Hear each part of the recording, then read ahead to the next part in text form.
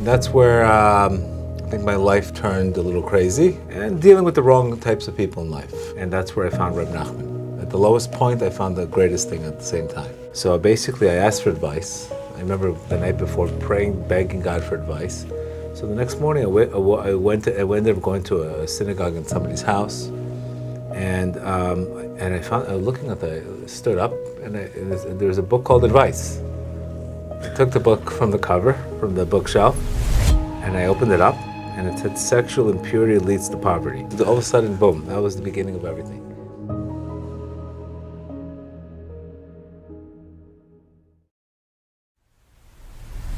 Action. Okay, it's a huge honor to be here with Gedale Fenster in the studio here in Miami, Baruch Hashem. So Gedale, of course, everyone knows him.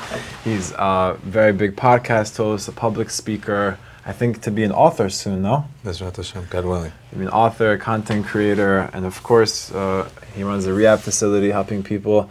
And to me, he's a mentor, much like a father figure, and he's done tremendous things for me. I met Gedale I'm 24 today. I met him when I was 22.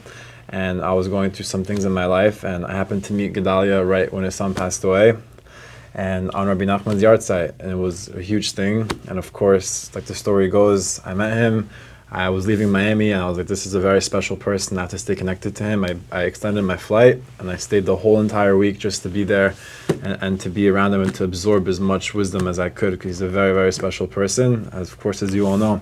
So I thought today for the podcast, it could be interesting to go a little bit more into your personal life. So maybe start by sharing with the viewers where you were born, where you were raised, etc. I was born in Cali. Thank you for this opportunity.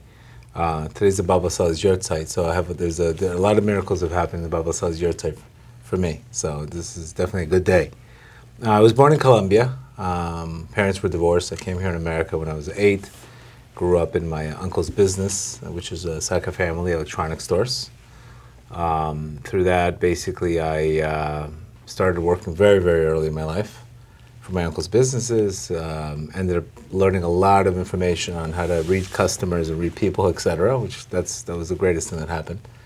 From I would say 15 to 20. Then I all of a sudden got into club promotion business and throwing parties in Southridge, etc. And that's where I think my life turned a little crazy. I got up into Miami lifestyle and dealing with the wrong types of people in life. And this is where I hit rock bottom. And that's where I found Reb Nachman. At the lowest point, I found the greatest thing at the same time. And at 22, 23 years old, I found Reb Nachman's teachings and allowed me to a spiritual awakening. That spiritual awakening, I was hooked. I have a little bit of addictive personality. So when I'm into something, I go all in. And then basically I learned Reb Nachman's teachings for, it has to be over 20-something years, 22, 23 years. Through Rabbi Kramer, through Rabbi Maimon, etc. What was that line that you said, the famous line that you saw when you were 20? Basically, the night before, I was begging God to get the right advice.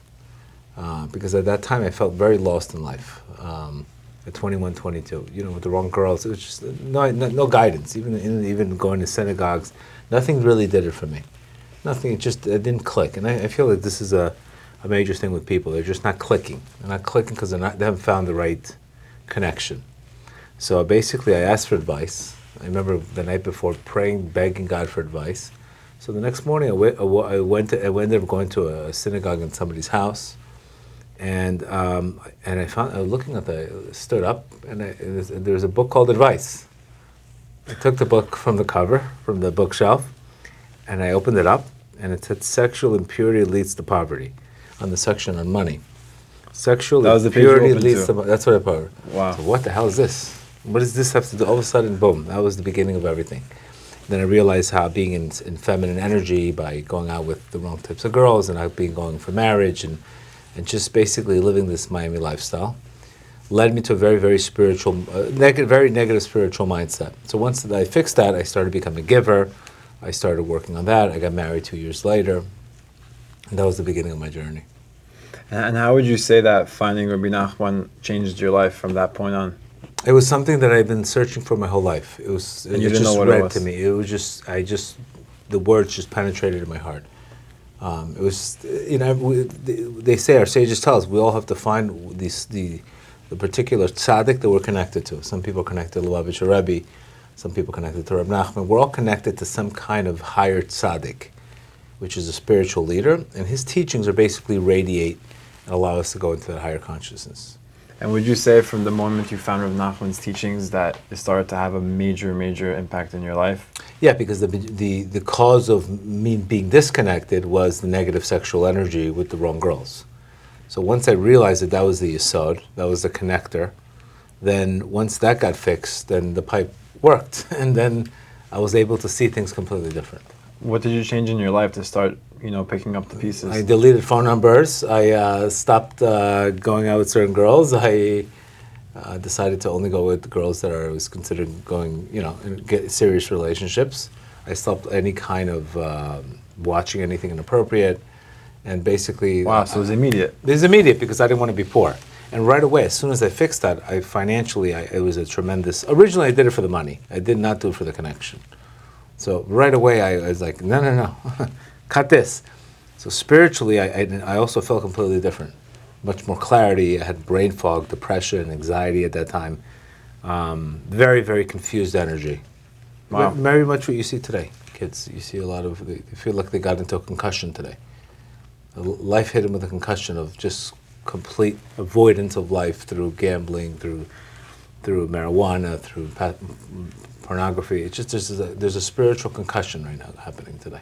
Yeah, I think the beauty of what you do is that it's so relatable, and I think Yeah. even people watching, they could be going through the same exact thing. Correct. And I don't think there's that many people in this generation even explaining it today like I'm explaining it, and being relatable. Because you're literally saying you deleted phone numbers. Yeah. Nowadays it's all the social media and following girls and this. Many people they can't handle the intensity of a rabbi sometimes. They just don't have the head for it. They look at them. So there's a lot of judgment going on. But once, I'm selling it to you as a businessman.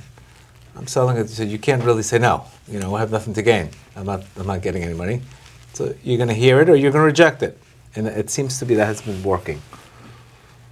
So what would you say sparked inside of you to start giving classes and to start sharing this information? That happened at 36, 37. I first learned for the first 15 to 15 years, just learning. But no, I had no intentions of speaking. It worked for me. It got me through my life. I was put me in a higher consciousness. It's only when I realized that people weren't teaching it correctly, then I said, okay, let me take over, and that's how it started. I was almost kicking and screaming when people told me you have to go on the internet. Actually, the Biala Rebbe, the brother of the Ostafer, there's a few Biala Rebbes, the younger Biala Rebbe. I originally met him at 23, and he smacked me. He told me, stop doing this lifestyle that you have. So it's funny. And then he smacked me again when I was 36 and says, you have to take your teachings and put them on the internet. Wow. So on the internet, please, I don't have the internet. Same rabbi. Same rabbi. He literally yelled and smacked me. So that got me to put it on the internet. He also smacked me to do it in Spanish too, but I haven't followed through with that yet.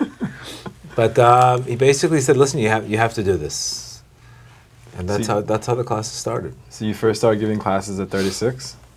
36, yeah. So that's a major gap. What was going on from like 22 to 36? Working, got married. Got remarried, just learning. Nothing. I was just interested in absorbing the information. I had no interest in teaching. Still, if you ask, I never asked to be a speaker. Wow. Never. Everything has come to me. Everything in my life has just come to me. Whatever's meant to come to me has come to me. I've never chased anything. It's just coming to you. Whatever's meant to come to me has come to me. I don't chase things, because if I chase things, it could be that you're getting it before the right time. So it's very, very important. Whatever's meant to come to you is going to come to you. If it's meant to be yours, it'll be yours. If it's not meant to be yours, it's not meant to be yours. And you really believe that? Yes, with 1,000% guarantee. It's very simple. When you feel abundant and you're in the right space, things come to you. But when you're lacking in scarcity, for sure it's a mistake. For sure it's a mistake. Do you have things? It's a difference between being attached to somebody and being connected to somebody. If you're being connected to somebody, you lose a connection. Okay, you find another connection. But when you're attached to somebody, that attachment will lead to withdrawals, depression, etc. It's unhealthy. Yeah, it's an unhealthy attachment. The difference between being attached to something and being connected to something, completely different. Right. Connected, we're connected. Okay, we're not connected anymore. But I'm still myself. But if I'm empty and I think I'm connected, no, I'm really attached. So just like a person's attached to a drug, he gets to withdrawals. He feels terrible. That means he's attached to the drug. He's not connected to the drug. That's huge what you're saying. Yeah, we have to be connected, not attached. You have to have your sense of self. Yeah, because otherwise that means you're not coming from a healthy place. Anytime there's an attachment, it's never a healthy place. You're coming from a place of I'm not enough, and this person is going to make me or fulfill me. I'm not enough. It's coming as an addition. It's coming as I come as lack. Me, you come as you. Right. Correct. You come as you come as it. But when it becomes an attachment, that becomes love attachment, all kinds of attachments. This is why the breakups are so bad. Because they came in without not so healthy. They came out realizing there was a love addiction, etc. So I feel like that's a huge thing today going on. Yeah. What would you say to some young people watching this in these unhealthy, toxic relationships? Well, the difference is we're too focused. We don't have the patience to be. We don't want to be lonely. So right away we'll have to get into a relationship. So instead, the remedy for loneliness is to be alone, to work on yourself. Even though it could be a little bothersome to work on yourself, but that will, at least you know yourself, so you can reconnect instead of reattach. Attachment is always a problem. Would you say that's like a rhetoric for how you lived your life, just letting things come? Absolutely, everything has just come to me. What when I'm in the right energy, I'm in the right place, and I'm working on myself, and I'm in a higher consciousness, things come. We attract things. But when you chase things, remember I used to chase things gambling, so I know what it is to chase, and there's the dead end afterwards. So you want to always work on yourself, and this is why today, again, it's very hard for people because all they're doing is watching. They're watching other people, get things. So they're like, oh, I have to do this, and nobody's doing the inner work today. And the inner work is not fun. The inner work is lonely. The inner work, not lonely, but it's alone. You have to build patience. But this stays with you versus just the outer world. What if someone has a want to get married or to make money? There's nothing wrong with wanting and getting married. But we're always concerned about things being unripe. So if you're not ripe enough, Not the right time. it's not even the right time. But if you're trying to take things before it's right time, like would you ever eat an unripe fruit? No. Why not? Because you recognize it's not ready. It's not. You can actually get sick from it. It's not even whether it's you like the taste or not. But if you eat something unripe, it can actually make you sick. So because you're taking the energy, the pulling power out of the fruit, let it mature. So this is a problem today in society when we didn't have this problem that long ago. But today is get rich quick, everything's quick. Quick, it gets, the hottest starts have the coolest ends. So it's more so putting the focus on the inner work. And when you put the focus on the inner work, things just come. There's a great line by Carl Jung that says, one who looks outside dreams, one who looks inside awakens. Wow. We need an awakening, not looking outside. So from the moment you found Rav Nachman's teachings, you just started changing basically your schedule every day, being more spiritual, working, etc. Yeah, that prepared me for a big crisis I had when I got divorced, and I was 33 at that time. 33 is a rough year in life. It just seems to be things, I don't know. It's an awakening. It's like a breaking down and reawakening. We have these every 10, 12 years, these everything crashes and reawakens. At 33, I went through my business being regulated, went through a divorce, and went through my son having cancer the first time. Mm-hmm. And then that was like a wake-up call to start doing his bodhidut, which 4 years later ended up for me doing classes. You weren't doing his bodhidut before? No. I was reading about his bodhidut for 10 years of Rav Nachman. I didn't do it. How come? It was very difficult. There was no real interest in at that time. Apparently I didn't have a sense of urgency.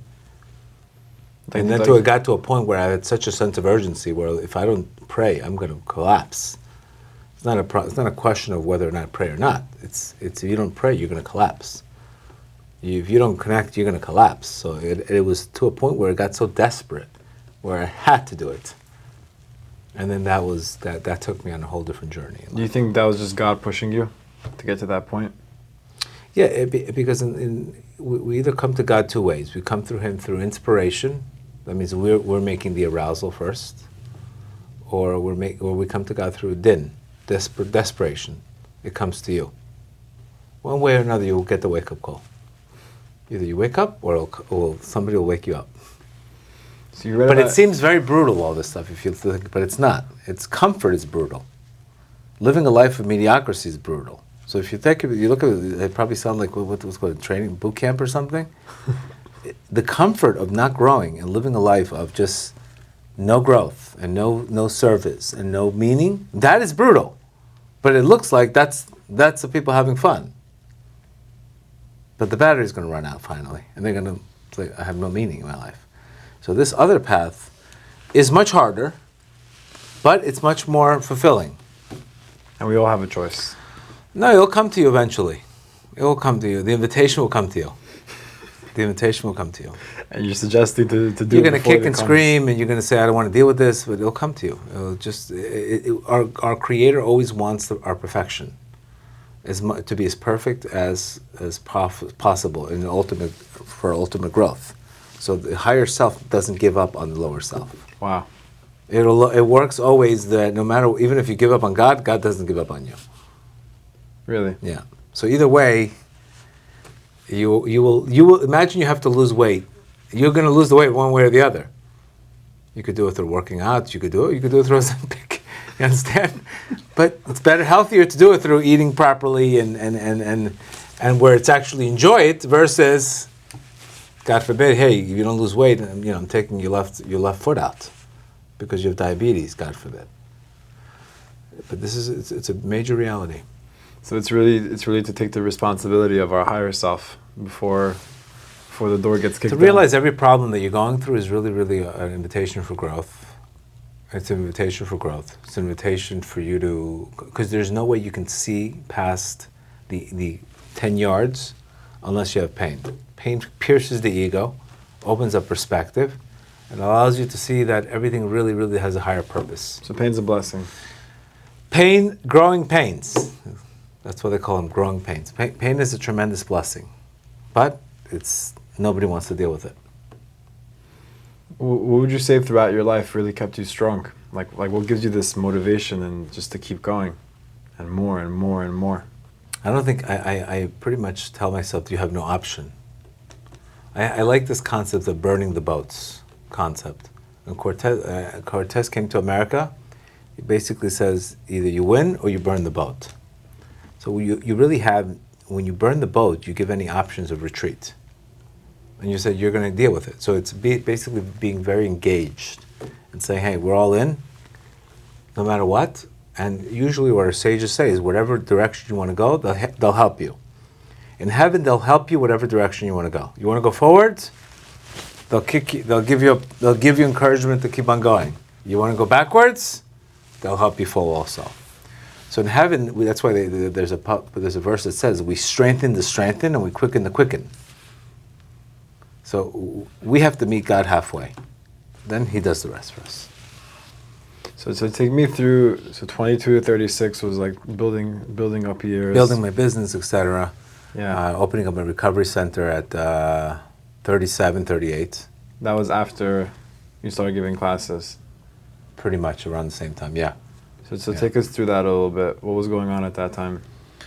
I opened up a treatment center. Somebody offered me the opportunity, little by little, and we You somehow. said before the retreatment center came to you. It did. So it gave me, actually, when did it come? It actually came on Parshat Haman, which is It's Tuesday. Tomorrow. Yeah. Tomorrow. Somebody came to me, offered me that business. I was doing public adjusting before. Uh-huh.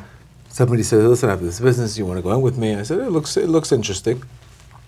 It looks interesting. I was very close to Rabbi Rajel, and he recommended I should do it. Rabbi Pinto, a few rabbis recommended I should do the business. And we took the business. We started the business. And first few years, there was a lot of growing pains. Then my wife took over, and she really helped grow it. And now, thank God, I'm running it. And that happened right when you started giving classes. Pretty much, there was an explosion of light, almost like an industrial revolution. Like there's always that stage in your life where everything just sleeps. What was when you're going ready. on? I think when you show God the desire to grow, He gives you opportunities to grow. So I don't know. I had a desire. I had a desire to grow, and then all of a sudden that came to me. And what was it like starting to give classes for the first time and whatnot? It was. I was pretty shocked. I was pretty shocked of the feedback that I got. So I didn't think of it. And all of a sudden, put me on the list. Put me on the chat. It started as a WhatsApp group. Put me on the chat, and then all of a sudden, it just one class became. People enjoyed it, and it just spread. We never spent any money marketing or. You were doing in-person classes? And then Michael Bemelech told me, hey, you got to do it. I was just doing audio. And then Michael Bemelech says, okay, we need you to do it on video with the Lighthouse. And then the Lighthouse really, really took it to the next stage. Lighthouse project. Yeah. And what were you doing at that time? Giving like classes once a week? Giving classes once a week, and then I started the podcast in the mornings. When? 2018, 2019. 6 years ago. Yeah. And what inspired that? Momentum. Which was working. People enjoyed it, and then we started traveling to New York. People wanted to go see it in New York, and etc. I remember the first time going to New York at Parky Synagogue. There was 900 people there. It's like, what the hell? Where the hell am I doing here? And that really boosted the confidence, etc. That's amazing. Yeah. Wow. What you do with the podcast, it's really one-of-one. A daily podcast with new material, new information. What's that like? What's that like? When I go on vacation, I get no material. Basically, if you put yourself in a position to give, then God gives you what to say. Right? If you have no position to give, then it's cut off for you. So the new material comes because I position myself and say, okay, I need to come up with a class. I pray for it, etc., and it comes. It's a miracle. I still don't understand how I managed to do it consecutively. It's mind-boggling for me. One amazing thing about your classes is that everyone always says, I needed to hear that right now. Yeah, it's because there's I feel like God is using me to speak to people. I feel like I'm just the guinea pig. I realize I'm just the guinea pig. It's not even about me. Because I don't go to yeshiva. I'm not learning 10 hours a day. It's just I'm being used. But yeshiva kids listen. Yeah, I'm just saying I'm not in a position where I work at this. How these things come to me at the end of the day, it's not a normal thing. It's not something that I could it could take a person 4 hours to prepare one class that I do. It's given to me. So what's obviously the first 17 years of learning helped. Yeah. Yeah. You were studying a lot of Rabbi Nachman's teachings. Yeah. I had no distractions, no people, no distractions. So it was much more engaged. Wow. So that moment when you picked up that book, advice, and read that line, that really changed your life. That crystallized everything. Yeah. Things weren't the same since. No, things were not the same. I was a giver before I was a receiver. That was the key. I was a giver, and now instead of being a receiver. So that obviously changes everything in heaven. Was there any doubt in your mind? No. We don't doubt. That's one thing I don't have a problem with. Ups and downs, I have many. But doubting? No. Wow. I make decisions very quick. So let's fast forward to today. Like right now, you're probably like in your elements. It's probably like the best part of your life, you could say, where everything is really cemented. You're in it. There's a whole new chapter coming in my life. Yeah? Yeah. Okay, Baruch Hashem. This is now I have to go to the next level. I have to take my podcast to the next level. Baruch Hashem. Yeah. We've reached already this level, now we have to go to the next level. So I bring guess in different guests, we have to spend more money on marketing, just make it more of a podcast, more professional, but the time-wise. I think we have to take the next step now. Yeah, I think more so events, too. There's so much to do. Singles events, singles apps. There's millions of things to do. So I'm far away from any potential that I'm at right now. So I wouldn't say cement. I would say straw. Yeah, it's a lot to do. It's a good way to look at it. Yeah, far from that. Not even close. I think what I was thinking is like at this point where you've spoken I'm saying phone calls in person with hundreds, probably thousands of people, what's the one thing you would say just about the experience from where you're at? Like, what's it like? And there's sometimes what you feel is you feel like everybody's got the same issues at the same time. Like right now, there's a lot of masculine, feminine relationship issues. Before there's a lot of it feels like there's an energy in heaven, and that energy just brings down people who have the same issues. So it's like crazy. One day I'll have 10 people with the same issue. So I'll see what I'll see is I'll see how connected we all are. We're all very, very connected.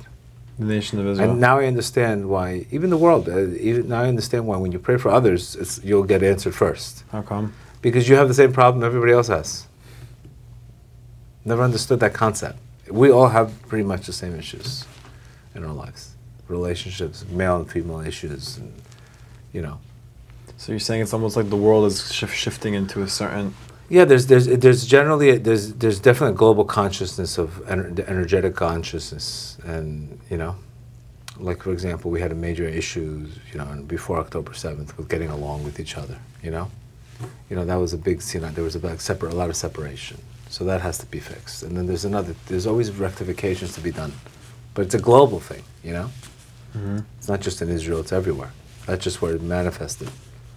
So what's like the number one advice you'd give to someone in the middle of their life? How does a person just start? It's not build desire, want to want. That's where it all starts. Because want to want. Without the desire, there's no will, there's no way. Right. You have to want to get better. You have to want to live to want better. There's 3 stages. There's the first, you have to taste the bitterness in life. And the bitterness should get you to say, hey, this is what I don't want. The bitterness is to fuel us. The second is visualizing a better tomorrow. The third step is walking into that new reality. Those are that's really the energetic Passover breakthroughs that we go through in our lives. And when did you start going to Uman? I've been going to Uman for about 20 years. We go to Uman to get downloads. For the next year. For the year. The energy of the year. Yeah, this year was my first one. Yeah, it's an incredible experience, Uman. Yeah. Rabbi Nachman is clearly for this generation. There's nobody that's going to deal with sexual issues, depression, highs and lows, making, faith it till you make it. I mean, everything you see on a conscious level today, this is the energy of Rabbi Nachman. And he says that my Torahs, my teachings will come out, even the non-Jews need me. He says the whole world needs me, even the non-Jews need me. So you even see a lot of non-Jewish people following his teachings. In my treatment center, I speak Rabbi Nachman. They don't even know what I'm talking about. But they're like, how'd you get this from? Everybody needs it right now. Everybody needs it. Now, what has modern psychology has taken some of these teachings and changed the language. But at the core of it, there's nothing new that I haven't heard, that have been read already for years. I think it's interesting to know that, of course, me and you both kind of do like a similar thing where we're pushing out all this positive content, but I think many times people don't realize is that we go through it too. We also have difficulties. Of course, you have to go through it. Otherwise, ups and downs. Yeah. It never really stops. You haven't even started yet, my friend. You're wearing diapers, my friend. Okay? You haven't even. You're 24. I'm 47. It's crazy. You haven't even started. Okay? You haven't even started. So it doesn't get easier. You're wearing Pampers. Do you understand? Okay. You haven't even started. You haven't even started. Yes. It's more fulfilling. So as you get older, you're more focused, you're more centered, etc. But this stuff, if you're a soul that has the capacity to grow and help people, you're going to get attacked everywhere. It's a contract of fulfillment, yet at the same time struggle at the same time. Reb Nachman said it. Those souls have the ability to bring other people close. They will be on constant attack. So it's almost like, do you want this life? What the reward is fulfillment, but the negativity is there's never a dull day. So it's a lot of chaotic energy. Yeah. Because what happens? He attacks. He wants to attack people that could have influence, so he knocks everybody out.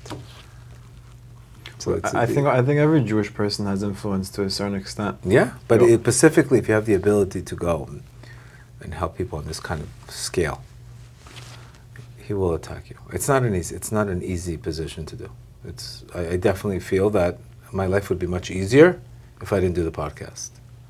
I would have less headaches, but I would not be where I am spiritually, and I would not be there. Yeah, you were saying the other day how the second you gave the podcast, you walked out of the shul and got tested with it. Yeah, it's already old news. It's old news. But then again, I come to my treatment center. I see 200, 250, 200 clients, and you see what they're going through, and you're like, I have no problems. What's that like? It's real. It's real. It's real. It's real. It's real to see people that got raped when they were kids, and to see family, kids being taken away from mothers, and people on fentanyl that one next time he uses, he's 6 feet under, seeing people die. It's there's no better lesson in humility that you can probably get. So that has always checked perspective. Perspective is always here you go. It's definitely one of the extremely fulfilling. But that's again same thing. Wherever there's fulfillment, there's a lot of heavy energy. You notice sometimes when people go through really, really difficult things in their life and you try to give them like spirituality, like Hashem and hope and this, it's very hard for them to accept it because of the pain they went through. Because remember, the ego, they're taking it very personal. So the ego blocks perspective. So anytime that people don't want to listen, it's because their ego's involved. How much more do you need to listen now? You're losing. You're falling apart. That's the time where you need to surrender and listen. So we have to, that's why it's very, very important that this concept of surrender, bittul, is you don't have to understand everything. We have the ability to, there's times you use your mind, and there's times where you have to go use your heart. You have to know when to use it. And there's times to surrender. There's times not to use the intellect. There's times to go into faith. So we have to know, when am I going into faith? It's beyond I don't understand it. Go into faith. Because if you're trying to understand something, not only will you not go into faith, but you're going to go into rationality, and the rationality is just going to make things worse and worse and worse. You're just going to keep playing over the story. Yeah, because we like learning about things. We don't like surrendering. We don't like anything uncomfortable. So I could read a book on psychology. It doesn't mean it's going to get me out of the problem. What's going to get me out of the problem is faith, and realizing that the fall was for the sake of the new high.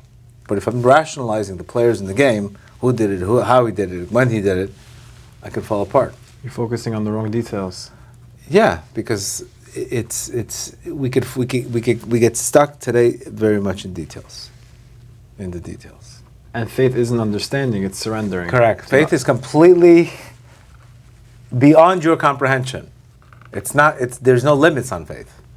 It's not. There's no lot. There's no explanation. There's no limits. There's past, future. It's way beyond your brain. Way beyond your brain. You don't have to understand anything. It's when you understand it, then when you believe it, then you'll understand it. Naseh v'nishma. First do, then you will understand later. You'll understand later. Can you give a very personal definition of happiness? My personal definition of happiness is definitely progress. If I feel I have progress in my life, that's happiness. If I don't have progress, I don't think that's happiness. Progress is happiness. Tony Robbins said that. Growing is happiness. Growing, giving is happiness. Not to shift it a little bit to the younger generation. Of course, nowadays we have social media, and completely, everyone's looking outside and not within. When the answers are within, how do we detach from these addictions? And like it's a little bit insane what's happening nowadays. The attention span. Sometimes you need to get smacked in the face a little bit. That's why I don't deal with teenagers, because they're not ready for my classes. The person who's ready for my classes, he needs to get smacked a little bit. And are you ready to learn? Okay, let's learn. This ADD, Yo-yos, it's not for my class and not for them. The guy that tells me, give me a 1 minute video. You're not for me. Not for me. 1 minute abs. You want to get in shape? Then you need to go to higher consciousness. You need to invest 30 minutes a day in spirituality. You're not willing to invest 30 minutes a day, or 30 minutes twice a day, then I could see the numbers. That people are investing in the podcast and they're getting tremendous. Believe me, we're growing. Our podcast is nothing but growing. It's growing tremendously. So the message is very direct. It's not falling, it's growing. You find, unfortunately, many people today don't want to grow. Well, again, no, we don't want. It's not that we don't want to grow. We love comfort. It's not that people don't. Everybody naturally wants to grow, but they don't want to change. They like comfort. Comfort is nice. But you'll realize that comfort is, at the end of the day, it's going to cost you. It's not that they don't want to grow. I think everybody wants to grow. Everybody wants to be more successful. Everybody wants to be in a better state, but they don't want to put the work in. That's the difference. Why is comfort so popular nowadays? Why is comfort so popular nowadays? I think there's more outlets for entertainment now than before. So people maybe, back then, kids would play sports. So they would grow through playing sports. But now it becomes, I would say, social media. It's slowing you down. There's also an overwhelming amount of pain. There's an over amount of self-centeredness. Making the pain about you. Correct. That's the pain. When There's it's an not about over you. amount of self-centeredness, which is the desire for receiving. So what happens if you're a hungry ghost and I give you 1,000 likes? You're like, well, why didn't I get 2,000? There's an over amount of self-centeredness. That's the issue. And all our problems come from most of our problems come from self-centeredness. So our Creator is trying to get us from desire to receive to desire to give. And when you're facing pain, you're now giving instead of receiving. But this oftentimes trickles into the mindset, because there's a spiritual perspective, but there's also the self-esteem and the confidence and the belief in yourself. So how have you seen that balance out in a person? Well, it's the same thing, because the more you love yourself, the more you'll invest in the future. Every single time you make a decision, does this align with my future self? If you lack love for yourself, then instead of investing in the future, you want the short-term hit. So by pay now, so you're getting reward, you're getting satisfaction now, but you're going to pay for it later. Low self-esteem is the ability to take short-term pleasure, long-term pain. Healthy self-esteem realizes that, yes, I'd rather suffer a little, but I'm not going to suffer a lot. You'd rather be patient. No, you're investing in delayed gratification. Delayed gratification and self-esteem are one and one. Meaning the person that you're becoming. Yeah, it's any time that you're realizing that this move right now is going to hurt my future. So I'd rather have the discipline now. There's many lines. They say, what's hard for you now is going to be easy for you later. What's easy for you now will be hard for you later. Yeah. Same concept. I heard one in an Aish, they said every decision you make is going towards gain or escaping pain. Yeah. And Tony Robbins says all these messages are very simple. But again, having the discipline mindset, etc. What would you say is the fundamentals for a person to start getting connected?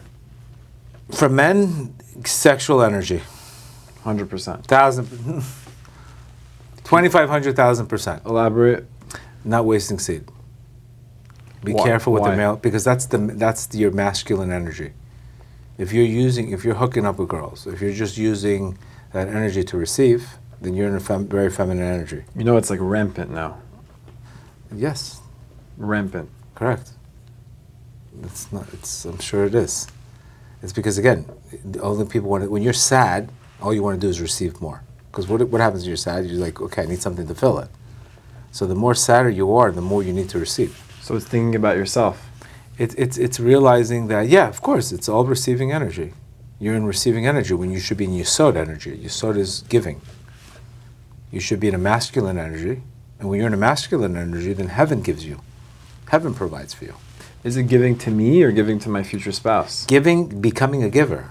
That means stepping up, being leading, providing, being responsible, being able to have resilience, being able to be have self-control. That's how you can be in your masculine energy. When you go to get, what can I get out of this relationship? When I can't lead and I can't make decisions, when my emotions are out of control, then women they're forced to take the masculine energy, and all of a sudden they're mothering you instead of being receivers. And this all happens from spilling seed.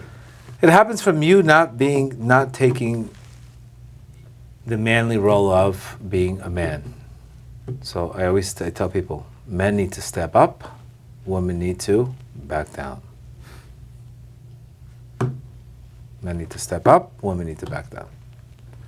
High testosterone, low testosterone for men, high cortisol for women. It needs to be the opposite. This seems to be the energy right now. And this is, by the way, this was Adam's sin. Adam's sin was he was influenced by his wife instead of he should have influenced her. Mm-hmm. Hey, he should have told her, hey, don't listen to the snake. But he was influenced by her. He should have been the leader. He should have been the masculine role. Instead of being the receiver, he should have been the influencer, the provider, the leader, etc. Yeah, you said a funny line in the podcast. You were saying the boss babes. Yes. It's not good because, again, women have a hard time receiving today, either from wounded childhoods, bad relationships where they were forced to control. Let's say you had a terrible father. You were forced to be tough. All of a sudden you're bringing that relationship. A guy wants to give you. You don't know how to receive. So if he can't give to you, and you don't receive, then you both lose. So when you receive, you're actually giving him. Because then he feels good about himself. He feels needed. Then he's going to go give you more. But if you're not allowing him to, if you're criticizing him, if you're telling him everything, you're not trusting him, then there's no way to win. So now we have two losers. He's a loser, and you can't receive. So then nobody wins. This is how relationships get stuck. So when the man does show up, then you have to back down. And that seems to be, how do I trust him again? How do I take a shot? I mean, the whole world is based on tshuva. The whole world is based on tshuva. What one thing that's wrong is we can't also label one mistake. Oh, that means I can't trust him across the board. How about 90%? How about 90 things he did good? Don't always make a big deal of the negative. So sometimes little things become major things. So all of a sudden you did one thing wrong. You put a blanket. I can't trust this guy. What? He's 98% okay, 2% bad. 2% becomes a 98%, and now you can't receive. So these are issues. These are major issues. So women have different work. They have to know how to receive. But you can change another person's perspective. They won't hear it directly from the person, but they're realizing that there's times where we like, for example, even let's say, and I asked myself, where did this problem come from? It came a lot from us not being able to receive from heaven as men, for example. How many would you say more people deal with business they can't receive either? How many people have trust in God and are able to give charity, and able to let go, and how many people? 2%? Mm-hmm. How many guys can say, I trust in God, I'm going to be able to receive. Not only going to receive, but I'm going to give from what I have. Most people are hoarding, they're controlling the money, they're depressed and they don't get it. So we also don't know how to receive. So this is getting manifested in the woman today. Wow. Because the man is the one that's influencing her. And she's giving it to you right back. He doesn't know how to receive from heaven, she doesn't receive from him. So really the man is the one that has to make the change. Both of us, I think. Both people. Because sometimes a woman encourages a guy also. Women have to build up guys also when the guy's down. When his not give up. They always say when the guy's when your ego's up, when you're doing well in life, keep your head down. When you're doing tough, things are not so good in life, keep your head up. There's a time where a woman has to give courage, to give an enthusiasm. Women can change. What did they do in Egypt? What did the women do in Egypt? They helped revive the guys. Right. They kept the men strong. They revived them. They revived them when they were completely broken.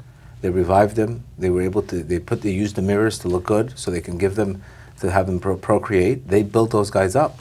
With that, what would the modern version of it? Oh, why are you such a slave? Why are you coming back like a loser?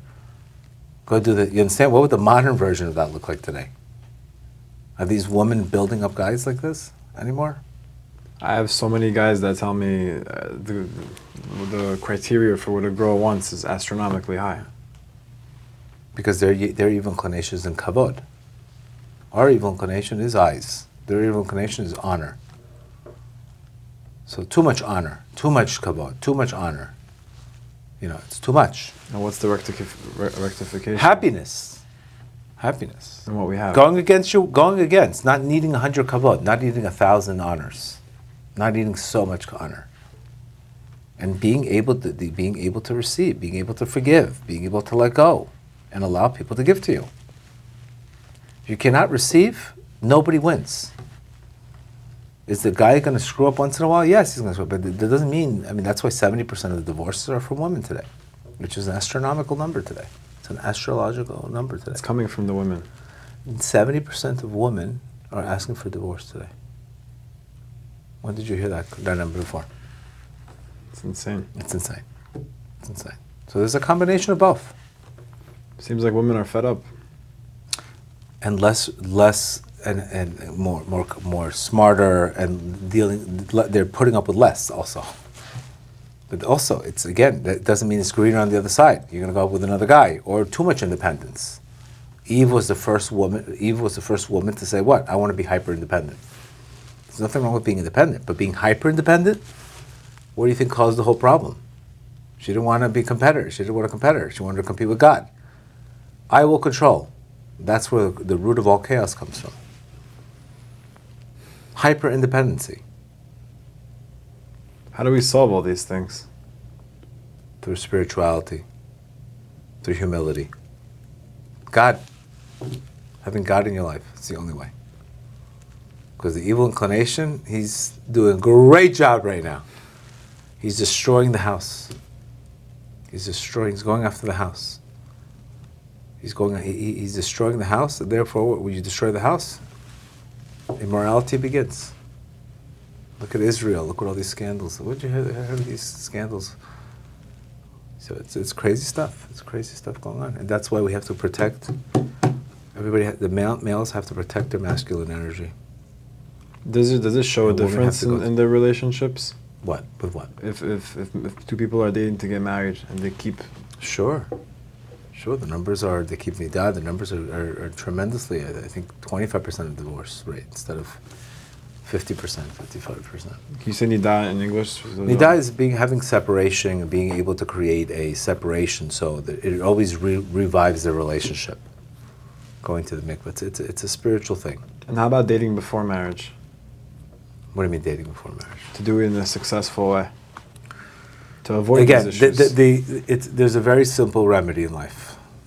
Man is an ish, woman is an isha. Okay? They both have the yud hey. Hashem. If there's no yud hey, what is there? Esh. Fire. That's it. That's it. It's not that complicated. If you have God in your relationship, He dwells with you. If you decide, I don't want God, I'm good. Take out the yud hey, what happens? Destruction. You have fire. Fire means crazy emotions, crazy things. We got to go back to basics. It's happening because of an absence of God. When you take God out of the picture, this is what you have. Sometimes money gets to people's heads. Sometimes the honor gets to people's heads. So they take God out of the picture. What do they need God for? We basically have no other choice. You do. If you have odds, you can be with the odds of the world. What are the odds of the world? They're terrible. For example, if you don't eat well, there's a good chance you could be sick. So if you're not conscious of what you eat, you will be sick. America makes money when people are sick. through bad food, medication, etc. So if you stick to the world, you'll be sick. But if you follow a spiritual, if you take care of your health, if you care for what you eat, then you'll be healthy. But the odds are you're more, you can fall into the system, you're going to be sick. I think from what I've seen, it's also to really pierce the heart. Because you see, even in the ultra-religious world, people are never good enough. People are never good enough. And a lot of kids are, their lives are getting destroyed because they're just not getting the attention they need and the love that they need. That's right. It's anytime we have religion without spirituality, we will also have a problem. Could you go into that? Yeah, very simple. Judgment. I'm better than you. Kicking kids out of school. Kids bullying others. It starts from everything. It's judgment. I'm better than you. I have to put you down so I can feel good about myself. Instead of everybody's different. We are different. You're different. You're Moroccan. I'm half Syrian. We're different people. Your operation is different. I respect you. You do great work. I do different work. It doesn't mean we have to be alike. It doesn't mean there's no competition. It's different people. People are very different. Our job is to understand people. Understand them. See where they're coming from. And if there's something flawed in them, we have to pray for them, even if it hurts. But when we just work on judgment kills love. Judgment kills There's love. never a time to judge, right? Never. I've never seen a good return on people's money when judgment has. Because would you want to be operating in judgment in heaven? No. We operate in love. Would you want God to operate with you in judgment? Never get anywhere. You would run into dead ends. Mm-hmm. So the way we operate with people, that's what the Baal Sulam says. It's better for us. It's easier for us to have a relationship with God than to have a relationship with people, because God doesn't change. I wake up, I pray, I have a certain connection, I feel a certain way. People, they change. They go. You know what you don't get. One day you could be great, the next thing you know, I don't like you. People is where you see the most amount of challenges. It's amazing. Yeah, it's real. The Lubavitch Rebbe has. It's scary and it's real at the same time, because, what do people? Sometimes people give up. They stop with the spirituality. They go to the odds of the world, and then things fall apart. It's very scary. It's not a. As much as we want to be enthusiastic, but as more people need to be on the program of understanding. The world needs more spirituality. And I don't see that happening. I see people who are interested, yes, but it's not a global thing. I think people give up on spirituality because they don't see the results they're looking for. That and they believe that they give up on religion. Very few people give up on spirituality. When you say religion, you mean a certain amount of time they have to pray. They don't like the obligation. They feel it's heavy. But spiritual people usually grow. Because it's coming from the heart. It's coming from the heart. It comes from desire to want to get better. But if it's just I'm religious because my father's religious and I'm afraid that if I'm not religious, people are going to judge me, or that's a problem. And that usually becomes a disaster. Yeah, it's pretty scary today. You can put a kid in school, yeshiva, all that. As soon as he gets out, it has nothing to do with it. It's scary. It's a scary concept.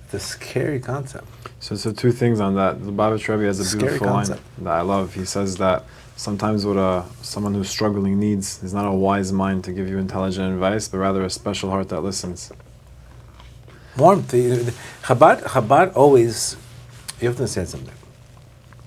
Chabad has the amount of Chabads that are growing is beyond belief. The amount of Chabad, they're opening up everywhere, and they don't close really. It's a winning recipe. But if you look at the Reform section, okay, not that saying but when there's no real spirituality and there's just people do what they want.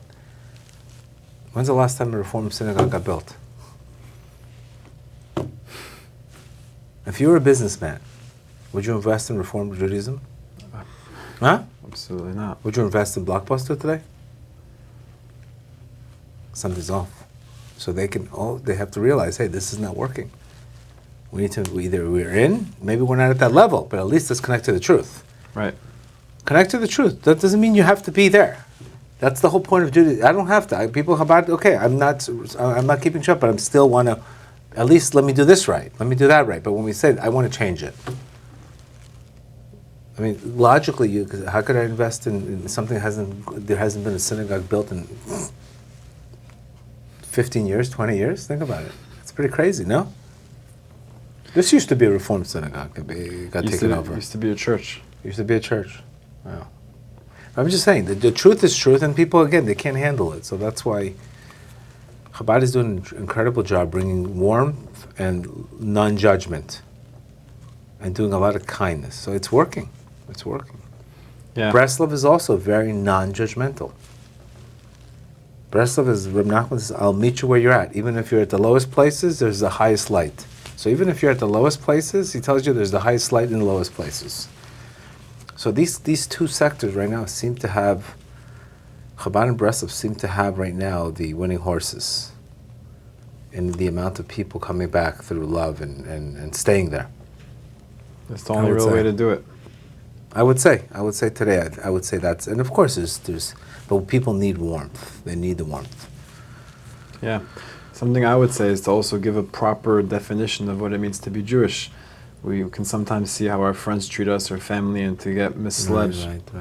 Right. I heard a story recently, amazing story. It just shows you how Gedolim, they look at life. There was a kid in Bnei Brak who went off the derech. He wasn't so religious. And when he was a young kid in Cheder, his Rebbe was a Shteineman in Bnei Brak. And one day, Shteineman, he goes around the classroom and he asks kids a question. And if the kid gets the question right, he gets a candy. So every kid gets the questions right. Finally, he comes to this kid. He asks him a question, doesn't know it. Second question, doesn't know it. Third question, doesn't know it. When all the kids leave, of course, not to embarrass him, he calls the kid over and he gives him 3 candies. And he said, why are you giving me 3 candies? I got 3 answers wrong. And he said, no, I put you under pressure 3 times, and you tried your best, and here's 3 candies for that. Fast forward, this kid grows up, and he's in Bnei Brak for Shabbat, when he's accustomed to driving on Shabbat, going to Tel Aviv, clubbing, whatever. His father said, oh, the rabbi's in town, you want to come to his class? He says, okay, I'll come. He remembered the kindness the rabbi did for him, and the love he gave him. And he comes to the class, Rav Steinman recognizes him, asks him to speak, whatever it is, and he said, how are you doing? You grew up, you look amazing. He said, yeah, unfortunately I don't keep Shabbat anymore. And he said, how long are you not keeping Shabbat? He said, 4 or 5 years I'm not keeping Shabbat. And he said, in those 4 or 5 years, how many times did you think about keeping Shabbat? He said, maybe 4 times. He said, in those 4 times, how long did you think about keeping Shabbat? He said, 10 minutes about each time. Steineman told him, those 40 minutes that you spent in those 4 to 5 years just thinking about being better, you're on a higher level than everybody in the city. Beautiful. And it just goes to show you how we look at the world and how true people that are connected look at the world. Yeah, because you have to meet people where they're at. There's always potential, and there's always potential. Everybody has a spark, it just has to be lit up. Yeah. You have to be a lamplighter today. Everybody has that spark, and you just have to be lit up. That's the key today.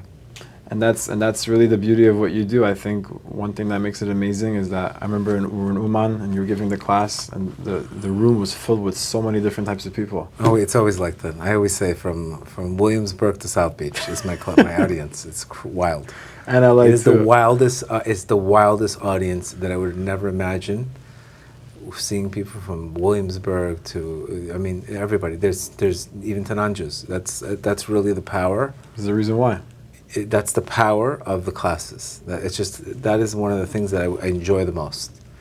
The incredible. I go to a different city and have a whole different class, and yet they're all on the same podcast. It's Mashiach energy, to have such a variety of people, from every sector, Sephardic, Ashkenazi, there's always every sector that somehow connects to these teachings. There's a reason why it works. Yeah, because it's no judgment, but at the same time you're gonna get the. Everybody gets what they need to hear, and everybody gets, even if you're on the lowest level, you're on the highest level. What would you say is the next steps for you? Like you were mentioning earlier. Writing a book. We're gonna write a book. Bigger events, God willing. Creating more communities. Yeah. Communities would be great. I would always love that. More communities, more people meeting each other. I think it's easier when 2 people listen to the classes and they're on the same vibration, that they have a better chance of getting married. That would be great. I would love to create a community in every city and creating more of that. I would say that's right now what I'm thinking of. And who knows? Again, who knows what God has in store for me? Who knows? One thing I I always just press go. That's it. Go here, no problem. Go there, wherever He says to go, I just go. I don't have any preference of going. Wherever He wants to go, I go. I go. It's beautiful. Yeah.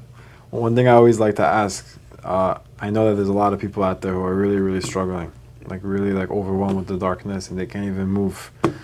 Broken marriages, of course, you were divorced, lost a son, in your hardest moments in your life, where you really like were getting hit with it. What powered you through?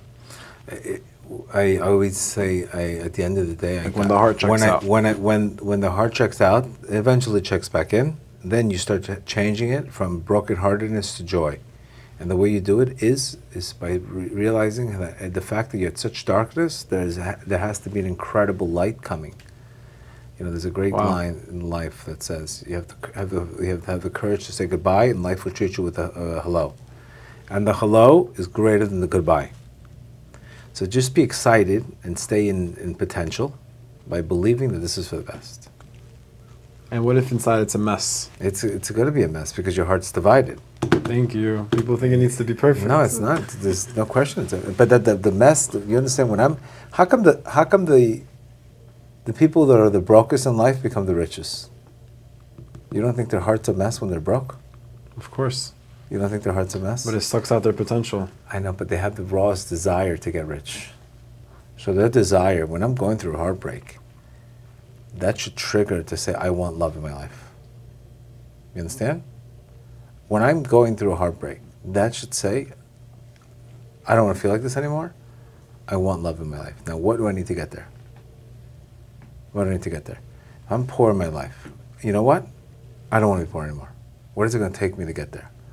So what that will do is that will give you such raw energy to get laser focused on where you want to go. So you could turn it one way, or you could turn it the other way. It's chaos energy. How do you channel the chaos energy? 1 in 15 team, you could say we're terrible, we're 1 in 15, we're losers, or like, I'm so happy that we're 1 in 15, we get the first round draft pick, it's time to rebuild. So you could take, you could 1 in 15 teams. You look at the Cleveland Cavaliers today, they're 39 and something, And they were horrible. They're horrible. Horrible. Losing LeBron James, losing now, they're like, where did this team come from? LeBron wishes he was there now. Look, where did this team come from? Where in the world did this team come from? Like, from where? Also Boston. Building, brokenness, building. But they were horrible. No LeBron. There was such a chaotic void that all of a sudden they built. And that's the story of our lives. We build higher. We build higher and higher and higher. So would you say losing your son was the most difficult thing? Yeah, that was for sure. For sure, that was the most difficult. What was going on at that time? There was a lot of grieving and healing and realizing that he had a certain amount of time in this world to live, and he did an incredible job to get cancer twice and be in the mindset that he was. The whole Miami Heat team, went to visit him. They wrote him a video. Like he was just a simple, happy kid. It was the amount of suffering that he had to go through. 2 times getting cancer. You're talking about 15-year-old kid getting cancer twice. 6 years living through cancer. So it was mind-blowing to go through that. And it was an honor to have him as a son, to be able to have, to see that. It was just an incredible thing to see. And what's it like for you now when you think back? There's time. You get those moments. You feel very broken at times, and then you get the second push, but it doesn't leave you something like that. It's always there. It's a void that will always be there. And it makes you makes you human, makes you understand people, makes you relate to people. You don't think you're better than anybody. Believe me, when I'm around through either the treatment center or my son's passing, there's zero room for judgment in my life. I've never judged anybody unfavorably. Zero. I don't have it in me to judge unfavorably because I know what people go through. It's very, I I'm very sensitive when people get mistreated, or judged, or it's not possible. It's not right. It's just not. You don't even know where people are coming from. You don't even know what's going on there. Your perspective is so off. Your perspective is so off that we have no room for judgment. There's zero room for judgment. And when people are judgmental, it's very, very difficult to deal with. What did you think when it happened on Rav Nachman's yard site? Yeah, we buried him around Rav Nachman's burial site. He passed away 2 days before. It's all at that time. He had his mission, and he passed. And he passed. He did his mission in this world. He did his mission in this world. It's something very, very difficult. If you don't have spirituality or higher meaning, this will it'll make you collapse. Yeah, but it definitely it's one of the worst things to go through. Does it get better after, or? Yeah, of course it gets better. It gets better. But there's always a trigger when something negative happens. It goes back to that space. There's always that trigger. But again, I have a very, very the amount of time I spend on spirituality is talking about 3-4 hours a day, 3 hours a day. It's a lot of time. This is not a 2-minute video I watch. Spending 3 hours a day spirituality, it's going to change you. And if you don't, I'm not saying I have to spend that amount of time because of what I have to do for this world. For myself.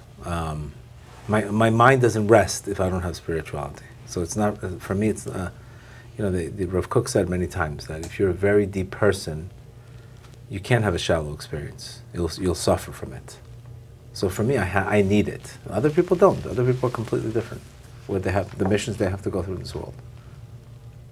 So you completely elevated it. It's not even about you anymore.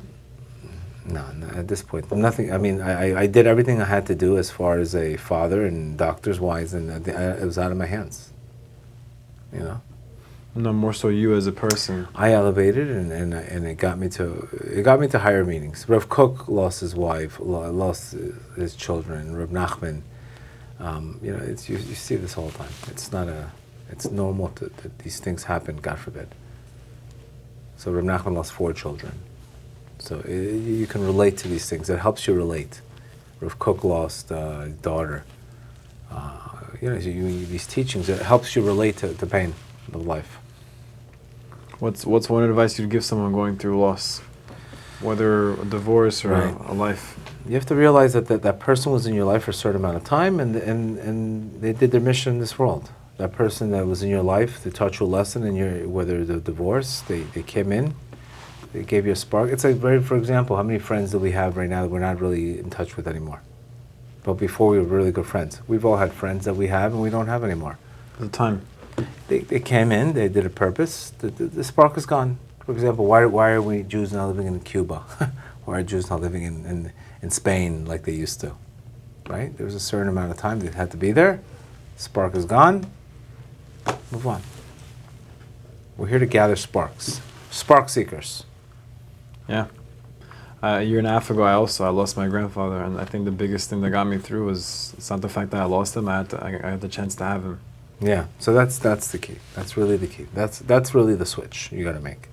Not only did you lose him, you had a chance to have him. Exactly. Very good. That's really how you have to really turn it around and say, whatever the time I had, what an honor that God chose me. It's difficult. Yeah. I still wish he'd come to my wedding, Sure. But I'm sure he'll be there. I'll be there in heaven. Yeah. This concept of death, Reb Nachman said death is really going from one room to another room. Meaning? He says death is really, what we think of death, we're very attached to death today. But Reb Nachman says death is like going from the living room to the dining room. That's it. That's it. That's what he said. Next stage. It's you're in a higher world, the soul went, it's not what we think of it. Right. It's not the what we think of it today. David Hawkins also, when he spoke about it, when it's like the soul's passing. It's did his mission. We celebrate the death of Tzaddikim because that's it. Their mission's over, and they have more power in heaven than they have power here. Right. And they're more. This alive. world is more of the struggle, my friend. This world is more of the pain, my friend. This world. This world is olam. But here, what we could do is we could make a dent in heaven, and gather up as much as we need to good in this world to leave a legacy. That's what you're supposed to do. You're supposed to leave a legacy here, not a resume. That's the, your teachings, your legacy. What's your legacy versus what's my resume, my net worth? Nobody's burying you with nothing. Have you ever seen any cemeteries with moving trucks? Did you ever see a moving company at a cemetery? What did you leave over? What did you leave over? What good did you leave over in this world? How do we treat people? How'd you treat it? We have to think of legacy. What's my legacy? What did I leave off in my legacy in this world? You don't understand the kind of messages I get. People like literally tell me like saves their life. Yeah. And you see the power of words. Yeah. What's my legacy in this world? Not what's my resume in this world. What's my resume? Everybody's in the resume. Even the shidduch resumes. Here's a resume. They have to. We have to also put the trauma in the resume too. I have trauma from this. Everybody just puts the highlights. They got to put the trauma too in the resume. That's the worst, by the way. We should have a trauma section for the resume. God should help us. We have to be more authentic nowadays. Yeah, that's it. To be more real. And you have to do a lot of letting go. You have to do a lot of letting go. That's really the key. You have to do a lot of letting go. Not everything's supposed to be the way you think it is. Letting go. Don't these crazy expectations and this and this. Let go. Let go. Let go and let God. If God, you don't want this, I also don't want this. That's the point where you should get to want what God wants. But what if we don't know what God wants? He wants you to accept whatever's happening at this present moment. That's what he wants. Not to fight against it. Correct. That's what he wants. This moment, I want what you want. Imagine your kid told you, Daddy, I want what you want. What would you give him? Everything. Everything. What would imagine a teenager say, I want what you want? you would cause a shock in the world, in the spiritual worlds. So that's what we have to be. We have to want what God wants at the end of the day. If he wants it, I should also want it also. I think one thing you said in this conversation that's been playing in my head is things just came to you. Yeah. To what extent? Like you just let go of everything, even financial things, everything financial across the board. So what's the constant? I'm just grateful and thankful for whatever I've gotten, and I tell him, use me where you want to use me. It's not about me. Things don't get, even when I have nice cars and those things don't. I never even ask for them. They just, oh, by the way, I have a good deal on a car. Okay, I'll take it. It was never a situation where, oh my God, I gotta have this car. I have to have this watch. Most of my watches I got is wedding anniversaries and gifts. You have to focus on being happy, doing what you have to do, be a giver, and then whatever comes. That's it. Whatever comes. And whatever's not meant to come to you, we don't force things, because forcing is lack. You can't force somebody to like you. It's not for you. You have to come through abundance. Abundance is joy. Abundance means sava, satisfaction. So yud kevav ke and the mezuzah. Yud daled shin daled yud means shin daled yud. Every mezuzah has a shin daled yud. Means shin daled yud name shakai. I have enough. Thank you. That's what protects you. So thank you, God. We're grateful. We're thankful. That's it. Wherever it's going to be, it's going to be. And what about you can't lose when you surrender. Do you understand? Right. You can't lose, because what's fighting, all the problems are coming from today is from resistance. Fighting. We have to allow Hashem to do his part. Pain times resistance equals suffering. Pain times acceptance equals growth. You decide what you want. Pain times acceptance equals growth. Pain times resistance equals suffering. So, suffering without meaning equals despair. Think about that. Suffering without meaning equals despair. Pain. Acceptance, growth, fulfillment. Pain. Lack of acceptance, which is resistance. Suffering. Suffering without meaning equals despair. But pain isn't resistance. No, pain is an invitation for growth. Meaning pain is, Hashem is like elevate. Hashem, you have a breakup in your life. Elevate. You accept the pain, and you say, you know what? I realized I had a lot of feminine energy in that relationship. I was very needy. I had abandonment issues when I was a child. I haven't healed those. You accept that pain.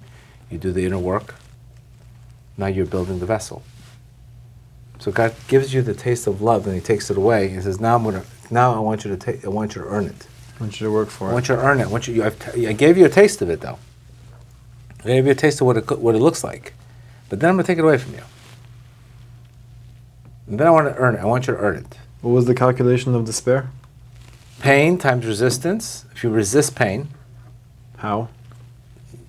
taking drugs when you have pain, complaining, being depressed, fighting with everybody, projecting, that equals suffering. So the calculation for Suffering, pain. Pain is non-negotiable. Pain is going to come to everybody. So if you accept pain, it becomes growth.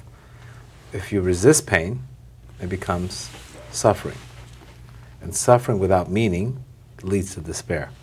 and meaning is spirituality. The reason why we're in despair, this is a Viktor Frankl concept. The importance of giving meaning to things. If we don't give meaning to pain, like for example, anytime we should say pain, we should say, thank you, it's an opportunity for growth. As crazy as I sound, but at the end of the day, that's exactly what pain represents, an opportunity for growth. It's only the suffering, when we resist pain, it becomes suffering. And suffering without meaning leads to despair. And what was the calculation again on the flip side? The positive? Pain, you accept pain, it becomes growth. Growth leads to giving and purpose in life. Price for avoiding pain is more pain. And again, God created evil in this world so we would have free will, so we would be able to not receive things. We would get rewarded for what we're going through something.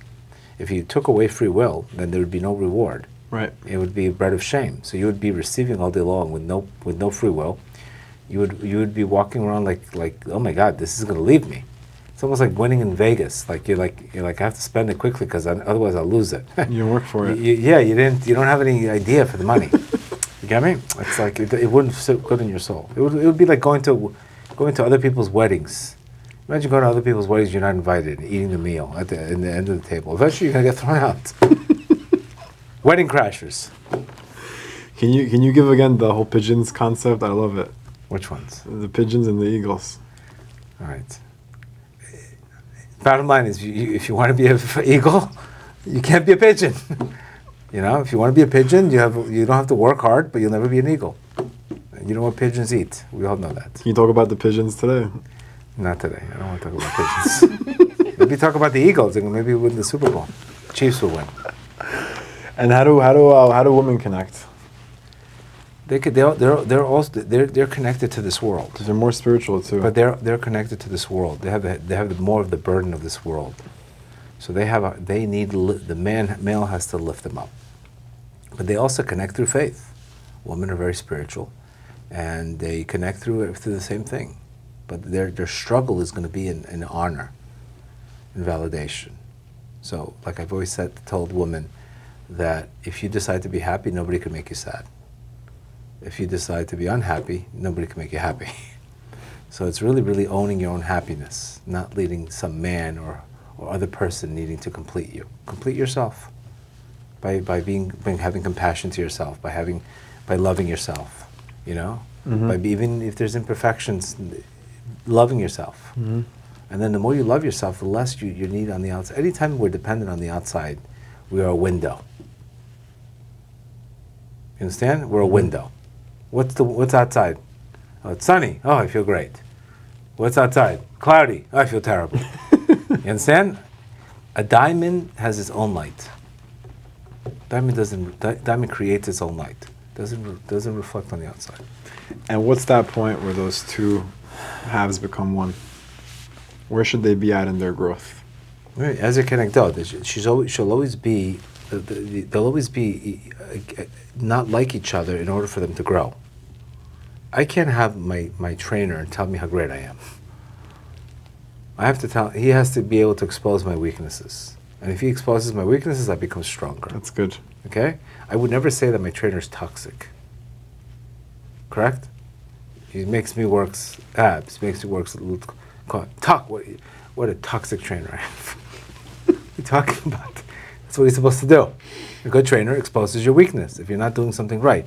The question is how people do it. Is it constructive criticism or is it you're not good?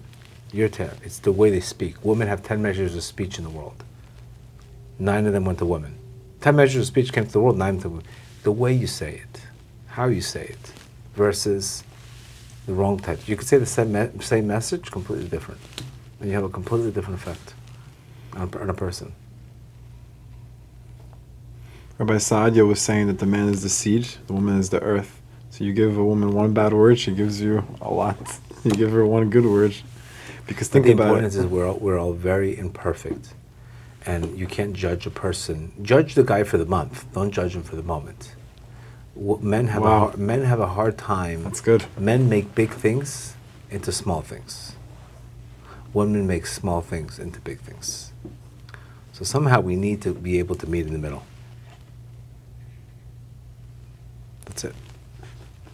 And that's just through understanding. And there's a great study, I believe that 1% of women, 1% of divorces are men and women who pray together get divorced 1% of the time. Pray for each other. Pray for each other. Instead of resent each other, pray for each other. When you're praying, you're giving. Yeah. But we all have our own tikkun. We all have our own tikkun. B'ezrat Hashem, we should be successful and we should heal. And at the end of the day, all the darkness that we're going to go through, it's for you to have a relationship with God, and you're gonna realize that you're going to enjoy the darkness. But to say you don't have darkness, to say you're not going to go through this, you're more crazier than anybody else. You're more delusional than anybody else. And it's also never what it seems. There's always a positive way to look at it. And also, you're not just meant to come to it with a toothbrush to a relationship. Where do I move in and bring my toothbrush? This is what people want. They want to bring the toothbrush to relationships. Oh, I need a perfect person. Oh, just bring your toothbrush. You think that's what it is? It's a hotel. You're here to build. You're here to build together. You're here to build together. It's real. It's real. It gets real fast. Exactly. It's real. God should help us. The main thing is people should increase in their consciousness. The more consciousness they have, the more understanding they will be, less judgmental, and the world will be a better place. That's the Mashiach energy. The dot will be so complete, the consciousness, everybody will be on a higher consciousness, there will be no difference between the wolf and the lamb. Everybody will be in the same program. I mean, there's no fighting. Everybody will be at peace with each other. That's Mashiach energy. The dot is complete. Everybody's dot is complete. We're all in the same we're all calibrating in love. So everybody gets along. No, there's no hate, there's no nothing, etc. Right. Hashem should bless you to continue what you're doing, to fulfill all the work, to continue inspiring people. Amen. Same to you. You should continue doing your work. And B'ezrat Hashem is giving you a talent, and you should continue. You should flourish. Amen. Amen. Thank you. Thank you. I don't know how to have you.